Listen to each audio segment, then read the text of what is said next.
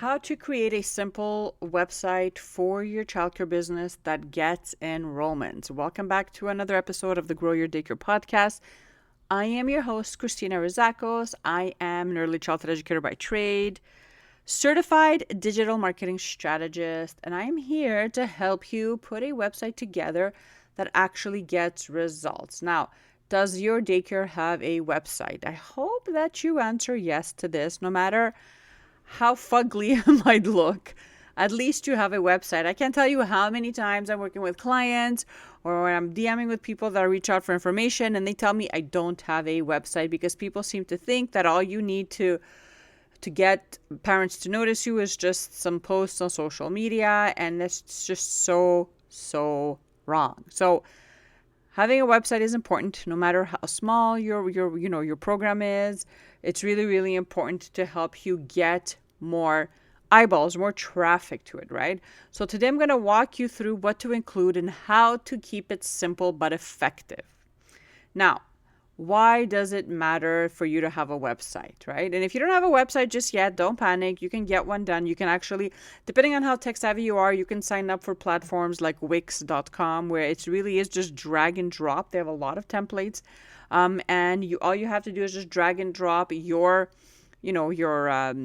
text and your pictures and your branding, and you can come up with a really nice website with them, or you can hire someone to do this for you. It does not have to be super expensive. You don't need a website that has like hundreds of pages. You just need something like you need to claim your space in the online world, and having a website, that's what it does, okay? So why does it matter? Because parents will Google you.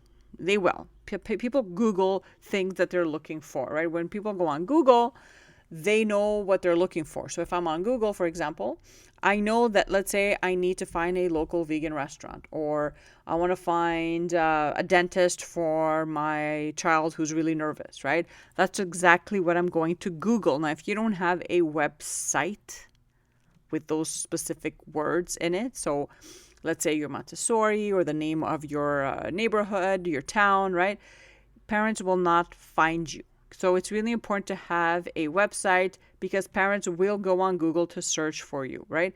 And when you do have a website, it's important that it's clean, easy to navigate, and it gives a really good first impression that can actually turn interest into enrollment, right? Because if someone goes on your website and they like what they see and they click around on different pages, they read a little bit, and then they follow you on Facebook and Instagram, and hopefully soon after, guess what they do? They book a visit with you. They click, they call you, they message you on Instagram, and they book a visit with you, okay? So what types of must-have pages should your website have? At a minimum. So include an about page, about us page, or our story page, because parents want to know what you are about. Really important, okay? A page for your program. So let's say you have after school program, you have early drop-offs, you have STEM programs, whatever that is, make sure you have a page for that. Contact us, obviously, right? No, it's a no-brainer. You need to be able to allow people to reach out and click on that page and, fill out a short form and, ask you questions. So your contact information needs to be there. And a page for testimonials or reviews, okay? So this is important, again, increasing that trust factor by sharing reviews and testimonials that local families that have gone through your program have given you. Now, a few design tips. I want you to keep it clean and, more importantly, mobile friendly, because at least 80-85% of viewers are going to be seeing your website using a mobile device, right? So when you're putting your website together, if you have one right now, whip out your mobile and go on your website with your mobile device and see if it is mobile friendly, if it loads quickly, if it's aligned properly, if you can actually see the text properly, if things are opening up once you click on them. Really important, okay? And then obviously use warm, welcoming photos, real ones from your center if possible. Simple layouts. Really do beat cluttered ones every time. Nobody wants to go on your website and scroll for hours through like 50 pages or 50 pictures to find what they're looking for. Really, really important. Okay. What I like to do on the homepage is really just have a strong hook. So hooking someone in that is, seeking what I am offering. So, example, if you are running the only bilingual Montessori program in your community, right? Then those specific words should be found as soon as someone lands on your website. And I also like to add why they should say yes to me. So why, if someone lands on your website, they should quickly be able to see why should I say yes to them versus the competition? Like, what is it that they do differently, better? What is unique to this business, right? So think about that and add that on your homepage. It will help, and it really is going to help parents navigate through the pages and your content. And and if your messaging aligns with what they're looking for, it's going to be super simple for them to take the next step. Okay.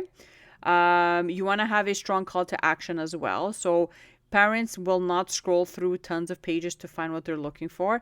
You need to make this easy for them to kind of take it to the next step. So let's say they land on your About Us page. They like what they see. They've seen your programs, a few pictures. They've read a few of your reviews. Now you need to have some type of a clear button where they can schedule a tour or maybe join the waitlist button, whatever that is, right, for your business, wherever you're at.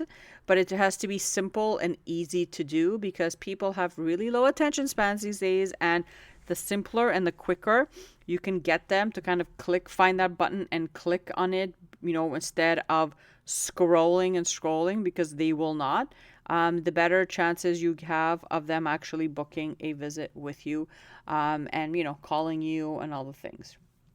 So take 10 minutes today to pull up your site again on your phone and think about what I just mentioned. Is it clear? Is it warm? Is it parent friendly? Am I really clear about what I do, better, different, what's unique to my program? Can they read a little bit about my different types of services? My contact information is there, reviews, testimonials, and obviously an About Us page as well, right? And if not, well, then you know what you need to work on this week going forward. I hope that this episode blesses you and your business, and I will see you guys again real soon. Bye for now.